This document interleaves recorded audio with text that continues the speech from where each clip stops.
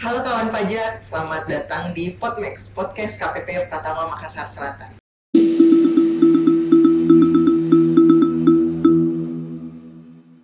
Pada kesempatan kali ini kita akan membahas terkait materi apa sih yang update dari aplikasi Cortex. Nah, pada kesempatan kali ini saya Zilia bersama dengan Kak Idam dan saya Kak Juju. Kami adalah tim penyuluh di KPP Pratama Makassar Selatan.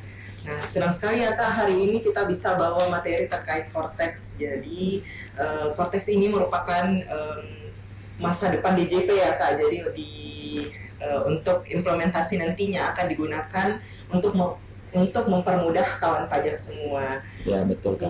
Iya, baik. Nah, pada kesempatan Podmax kali ini, kami tentunya mengharapkan kawan pajak mendapatkan informasi dan pengetahuan yang nantinya akan berguna buat kawan pajak semua. Kita langsung aja ya Kak, mungkin. Jadi mungkin sebelum kita masuk ke update-nya, boleh nggak Kak dijelaskan sedikit apa sih Cortex itu? Ya, jadi pada Podmax kali ini materi kita yaitu Cortex. Jadi Cortex sendiri itu dari bahasa terdiri dari dua kata ya. Ada core dan ada text. Core itu berarti inti dan text itu berarti pajak. Nah, kata Cortex ini sendiri diambil dari kata Cortex Administration System atau bisa disingkat CPAS. Atau kalau dalam bahasa Indonesianya sistem inti administrasi perpajakan. Nah, jadi apa maksudnya? Cortex ini yaitu adalah sebuah sistem yang dikembangkan oleh Direktorat Jenderal Pajak yang mengintegrasikan seluruh aplikasi yang ada, baik aplikasi dari sisi wajib pajak maupun aplikasi dari sisi pegawai pajak. Nah, jadi kalau mungkin kawan pajak sudah pernah mengakses aplikasi perpajakan seperti DJP Online atau e-filing atau e-faktur, e-bukpot, e-billing, dan IPBK dan II lainnya. Nah, itu semua aplikasi tersebut diintegrasikan, digabung menjadi satu aplikasi bernama Cortex. Seperti itu Kak. Jadi nanti kita tidak lagi menggunakan e-filing, e-nova, IPBK, tapi nanti jadi satu ya Kak, seperti Ya, itu. jadi nggak ada email lagi, cuma Cortex saja. Jadi jadi satu tempat ya Kak.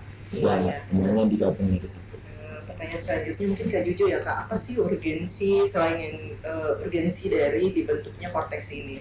Baik, seperti yang dibilang Kak Idam tadi ya, jadi ada beberapa macam aplikasi. Nah, urgensi Cortex ini sendiri mungkin sudah dialami beberapa kawan pajak selama ini, yaitu adanya keterbatasan sistem DJP, di mana yang misalnya untuk proses bisnis PPN saja itu kita harus mengakses web e-faktur untuk lapor SPT-nya, e-nova online untuk permintaan sertifikat dan permintaan nomor seri, kemudian e-tax invoice untuk pembuatan fakturnya sendiri.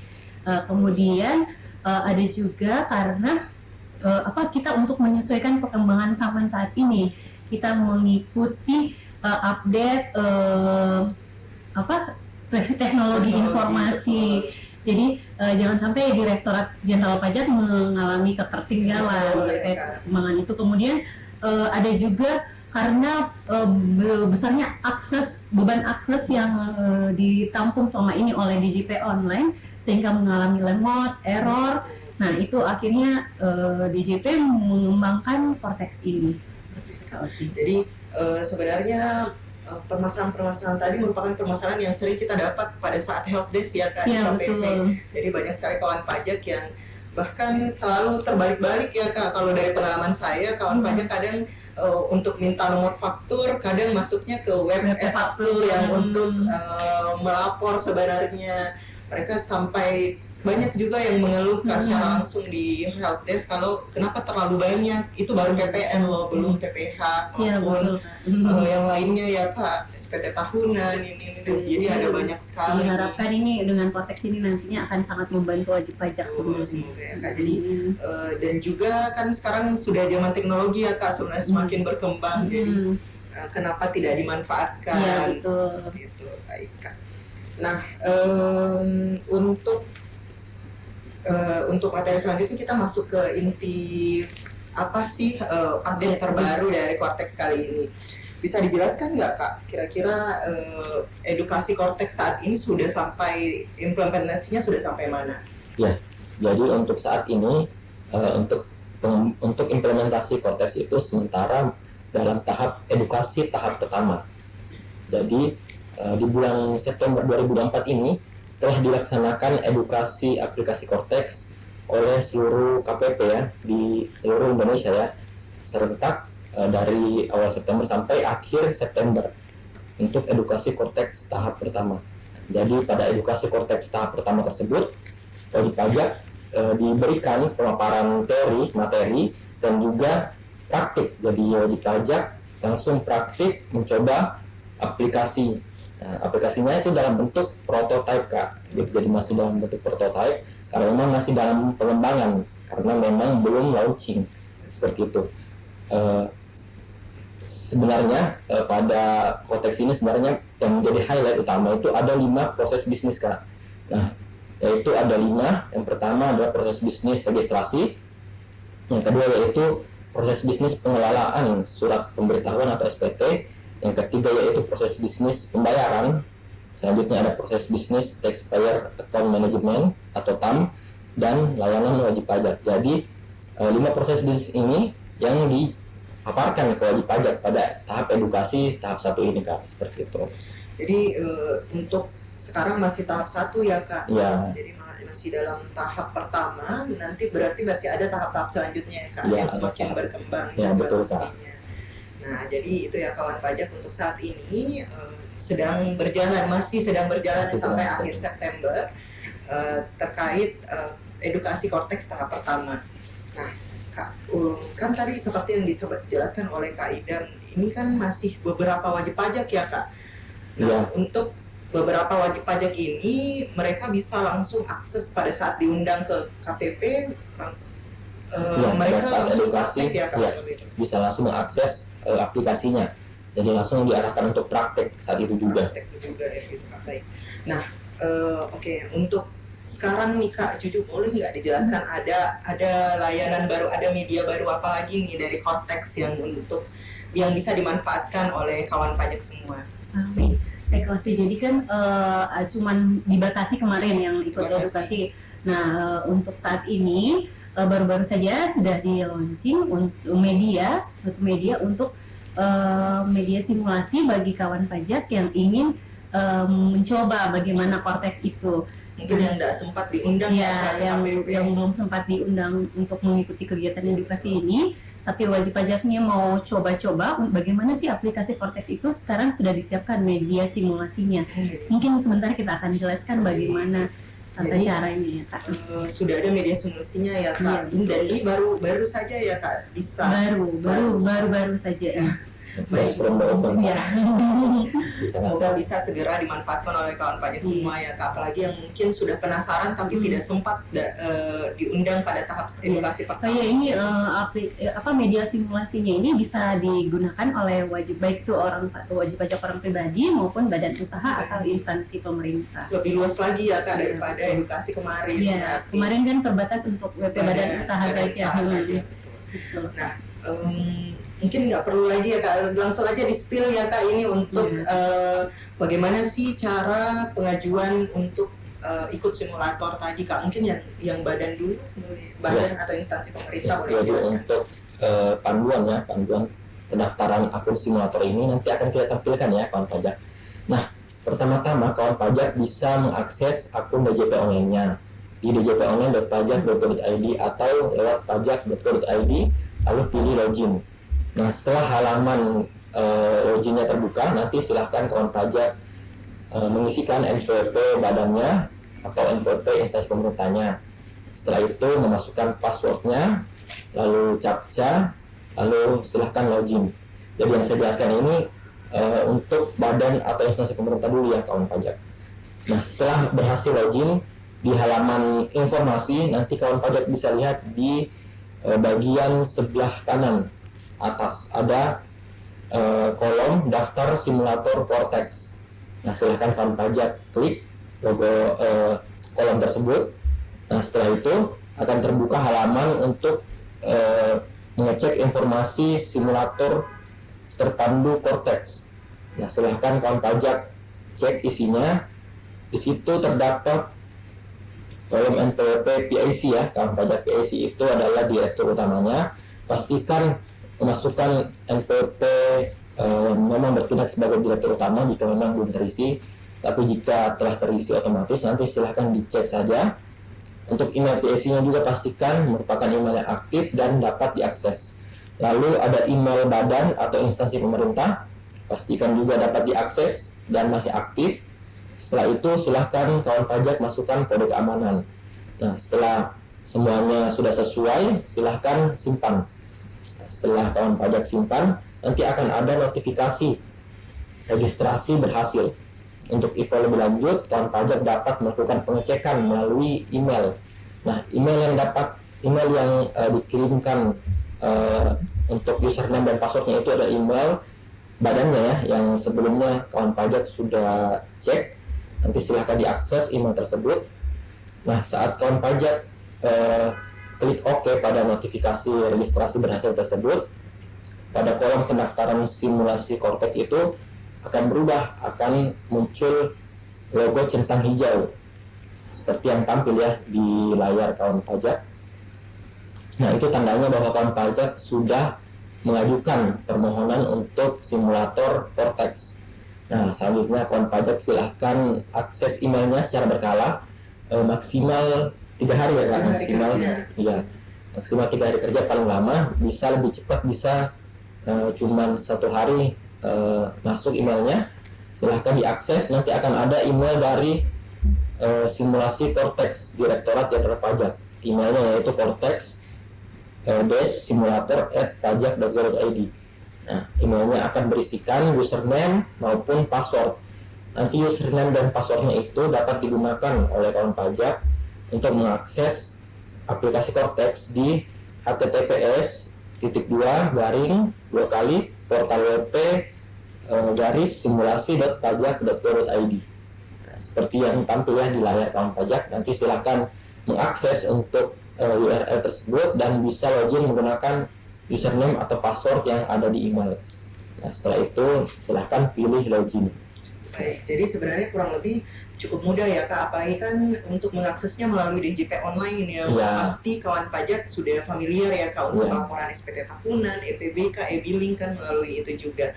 Nah, bagi kawan pajak tadi saya nambahin dikit ya Kak, jadi untuk PIC dipastikan PIC-nya sudah pemadanan NIK dan NPWP ya Kak. Iya, betul. Jadi kalau misalnya PIC-nya belum memadankan NIK dan NPWP, kemungkinan tidak akan berhasil dalam pembuatan akunnya seperti itu.